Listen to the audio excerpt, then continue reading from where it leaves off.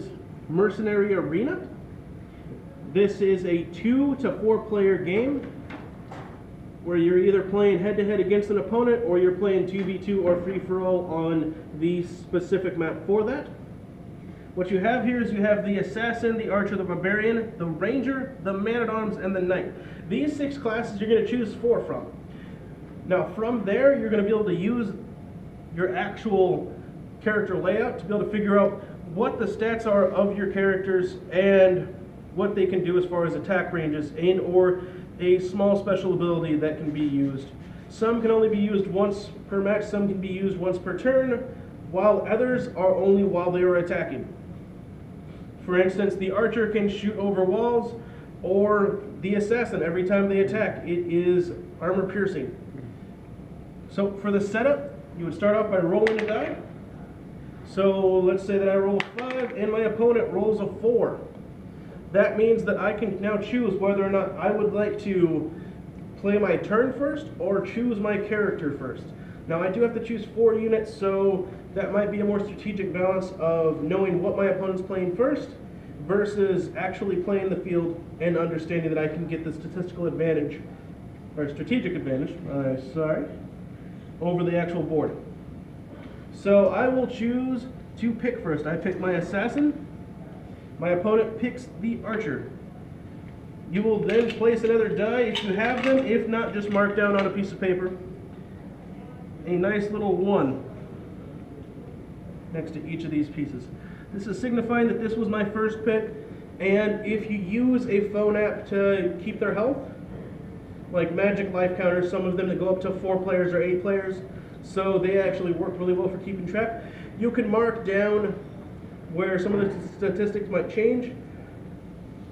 That is the first player in your pick order, so that way you always know which correlating player is on the board.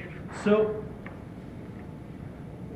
as the opposing player, and I got to pick first, he gets to place first. He places on the corner side, I place on the opposite corner. Because he got to place first, I get to play first, meaning that I get to move 1, 2, 3, 4, and 5 spots as per the Archer's stats. And he moves the 6 inside the base. That is just one move that could potentially happen, and if we were to get into a fight, it could be face to face.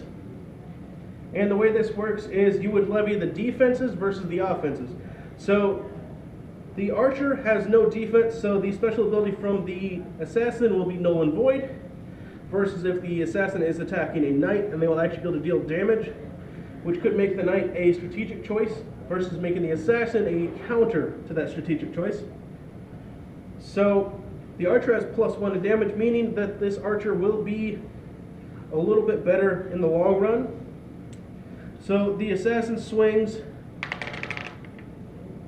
and then swings for 3 damage. That damage will be added to his actual attack bonus. This attack bonus is 0, so that means that he deals 3 damage. And because the Archer has 0 defense, he takes 3 damage. So that would drop his health down to 12. Whereas if the Archer were to fire back, they roll the same number, 3. However, in this instance, the Archer has a 1 to his attack bonus, which means that he deals 4 damage to the Assassin, which makes it 1, a strategic pick, and 2, means that it's a little bit more balanced, a little more fun. Now you can see clearly here that each of the characters has their own attack pattern clearly laid out for you with a nice little visual. There is a little backstory for each of the characters, and their special ability is shown at the bottom. And in case you are having trouble reading the actual titles, they have pictures under them showing their class.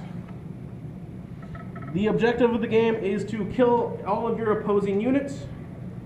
So once you are the last unit standing, you are the winner. Thank you all for watching, and have a nice day.